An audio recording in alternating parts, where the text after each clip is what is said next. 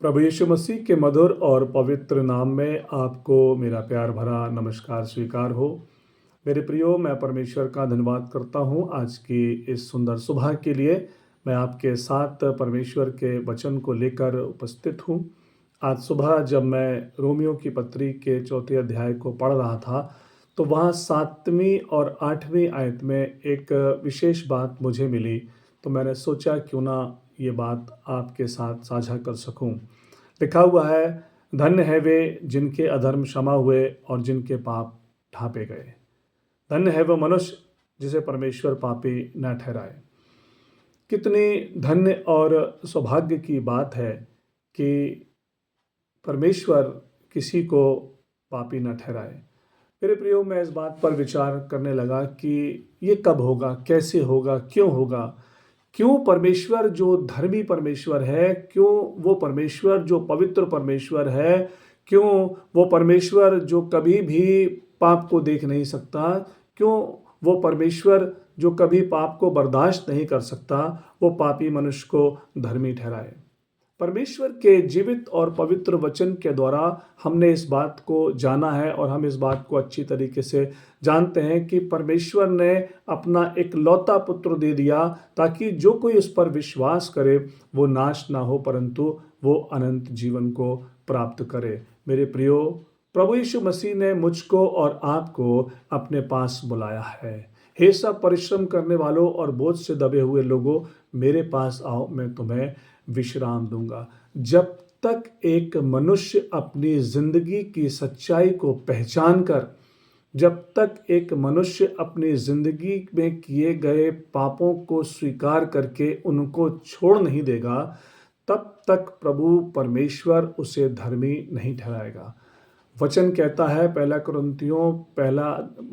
पहला यूहन्ना उसका 1 अध्याय और उसकी 8 पद से 10वीं पद तक, यदि हम अपने पापों को मान लें तो वो हमारे सब पापों को क्षमा करने में और हमें सब पापों से शुद्ध करने में विश्वास योग्य और धर्मी है। मेरे प्रिय भाइयों बहनों, आज मेरे लिए और आपके लिए ये आवश्यक है कि हम अपनी ज़िंदगी में अपनी निर्बलताओं को पहचानें। यदि मैं परमेश्वर के द्वारा धर्मी ठहराया जाना चाहता हूँ, यदि मैं चाहता हूँ कि परमेश्वर मेरे पापों को ढांप दे, तो इसके लिए मुझे पश्चाताप करने की ज़रूरत होगी। पुराने नियम में मैंने पढ़ा था कि परमेश्वर का वचन कहता है कि यदि गुनहगार अपने गुनाहों का पश्चाताप करके, अपने गुनाहों की तौबा करके परमेश्वर के पास आए, तो परमेश्वर उसके पिछले गुनाहों को या पिछले पापों को स्मरण नहीं करेगा। लेकिन यदि धर्मी व्यक्ति गुनाह करके परमेश्वर के करीबी से दूर हो जाए, तो वचन कहता है कि परमेश्वर उसकी धार्मिकता को नहीं गिनेगा। आज मेरे लिए, आपके लिए ये सोचने वाली बात है, क्या मैं अपने परमेश्वर के द्वारा धर्मी ठहराया जाना चाहता हूँ? परमेश्वर का वचन कहता है, इसलिए मनुष्य अपने आप को जांच ले। आज मुझे अपने आप को जांच कर परमेश्वर के चरणों पर समर्पित करने की ज़रूरत है। जब तक मैं अपने गुनाहों को स्वीकार करके उसे छोड़ नहीं दूंगा, तब तक मैं अपने प्रभु यीशु मसीह के द्वारा या सर्वशक्तिमान पिता परमेश्वर के द्वारा धर्मी नहीं ठहराया जा सकता। मेरे प्रिय भाइयों बहनों, आज मेरे लिए, आपके लिए, हम सब के लिए ये बहुत ज़रूरी बात है कि मैं अपने आप को पहचानूं। धन्य है वो जिनके अधर्म क्षमा हुए और जिनके पाप ढांपे गए, जिन्होंने अपने पापों को मान लिया, जिन्होंने अपने पापों को प्रभु यीशु मसीह के चरणों पर रख दिया, जिन्होंने अपनी ज़िंदगी को प्रभु के लिए समर्पित कर दिया, वो धन्य है। दूसरी बात आज मुझे सोचना है, समझना है, बुराई को छोड़ और भलाई कर।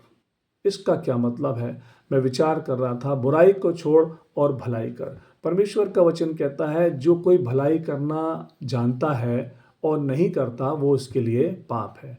आज यदि मेरी ज़िंदगी के अंदर कोई बुराई है, किसी भी प्रकार की कोई पाप की आदत है, किसी भी प्रकार की कोई ऐसी आदत है जिससे कि पवित्र आत्मा को शोक होता है, जिससे कि परमेश्वर अप्रसन्न होता है, तो उन सबको मुझे छोड़ना है और दूसरी तरफ परमेश्वर के जीवित वचन को पढ़कर प्रार्थना करके प्रभु में अपनी ज़िंदगी को जीना है। धर्मी ठहराए जाने के लिए ये आवश्यक है बुराई को छोड़ूं और भलाई की तरफ आऊं, परमेश्वर के वचन की तरफ आऊं।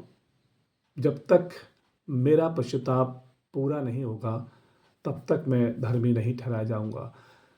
बुराई और अच्छाई दो चीज़ें हैं, बुराई को छोड़ और भलाई कर।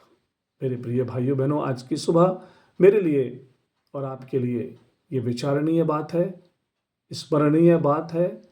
बुराई को त्याग कर भलाई की ओर आगे बढ़ने के लिए एक चुनौतीपूर्ण बात है। प्रभु यीशु मसीह आज हम सबको बुला रहे हैं, मेरे पास आओ, मैं तुम्हें विश्राम दूंगा। धन्यवाद। जय मसीह की।